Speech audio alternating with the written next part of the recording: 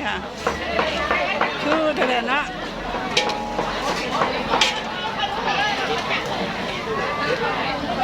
ลูกประจันบ่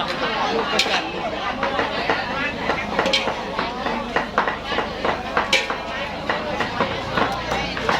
เดือดได้เดือดได้เดือดอันนี้แต่งสี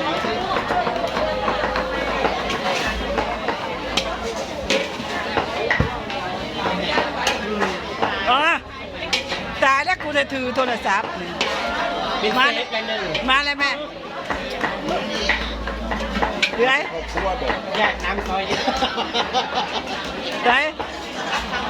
เทปกระจกเลย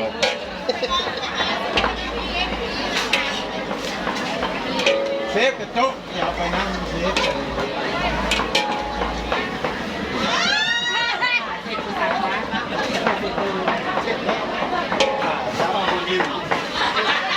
จ้าโมหนึ่งแล้วก็ติดกระถางก็มาติดปากเทป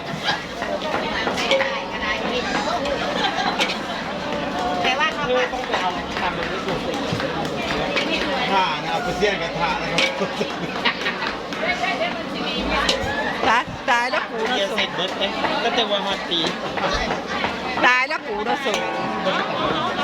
เยี่ยมเนี่ยเป็นทางร้านก็มีที่มาเอาวะซ้อนสาม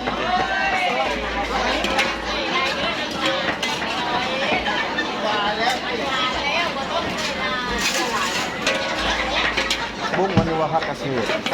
ผักบุ้งตาหวานนะจ๊ะตาหวานนะจ๊ะผักบุ้งกระทะนี่ต้องเต้นแน่นอนเลยใครไม่ได้กินเสียใจพี่แต่นะตา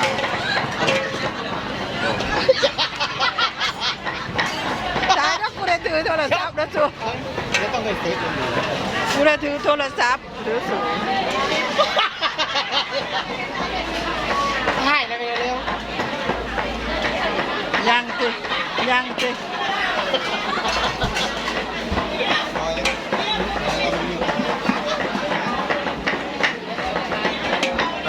โลลีนแลบลีนพร้อมแลบลีนพร้อมแลบลีน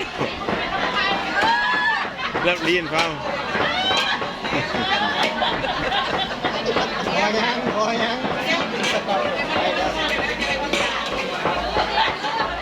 จนว่ามันบอกมันสิบันเลย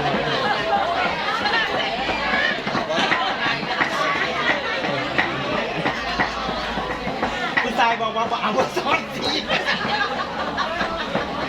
พี่ยังยืนหินโคตรมือเศร้าเนี่ยไอ้ยางซีมต้มมือเศร้าที่ไม่ออกใช่ไหมต้องใส่อีกคนนึงขึ้นไปจับดามมันยังเร็วรถแห่นะรถแห่เพราะกันเนี่ยจ้างเนี่ยจ้างเนี่ย เข้ามาเลย รถแห่ เข้ามาเลย จ้างเนี่ยจ้างเนี่ย ดูตาตามาเนี่ยมาทำให้ตาตา ชอบลงพอดีตั้งกองบุญเขาอะไรไหนรถตาตานี่ไหนทำจากได้รถตาตาครับตายแล้วกูรู้สึก อันนี้เมนูอะไรครับเชฟ ผัดบุ้งค่ะ อ๋อสุดยอด ยัง เล ไม่ ย มีไฟแดงนะคะ น่าอร่อยจังเลยน่าอร่อยจังเลย หัวหน้าเชฟบอกว่ากระทะมันใหญ่ไปไฟไม่ขึ้น โอ้โห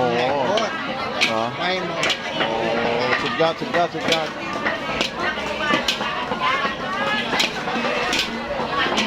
กูเมื่อยเลยนะ พ่อเล่นละหนู กูเมื่อยเลยนะ บอกไอ้ถ่ายกระทะ